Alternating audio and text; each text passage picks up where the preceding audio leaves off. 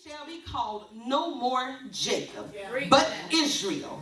For as a prince has thou power with God and with men, and has prevailed. I didn't want to go back there. I never intended to go back there. Don't want to be back there. Do you know what I did back there? I don't want to go. That's why I left in the first place. Because I cut a fool. I cut a donkey back there. And what are these people going to say about me when I come back? See, I wasn't thinking about who I was now.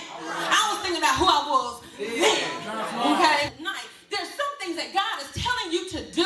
There are some places that God is telling you to go. But you're afraid of what people are going to say. You're afraid of what it's going to look like. Because you can't see it back there.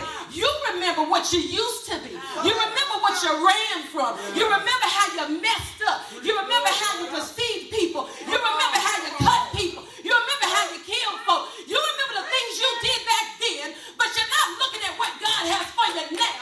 God said, if you go back, he told Jacob, when you go back, I will deal well with thee. That meant no matter what went on, no matter what came his way, no matter what the people said, it was not going to affect him negatively. Would you still be prideful? I can't move you into the new thing. Would you still be arrogant? I can't move you forward. Would you still be all about yourself? I got to take all this manipulation out of you. I got to take this argument, this strife, this myth. I got to get all of this out of you.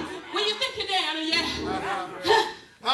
you think you got it all together, when you think you know more than God, when you think you know better than God, when you think you're smarter than God, he gonna give you a limp. It don't matter what your limp is. I don't know what your limp is, but I know what mine is. Can't tell you what it is, but you can think about your own. Honey, it might be fornication, it might be drugs, it might be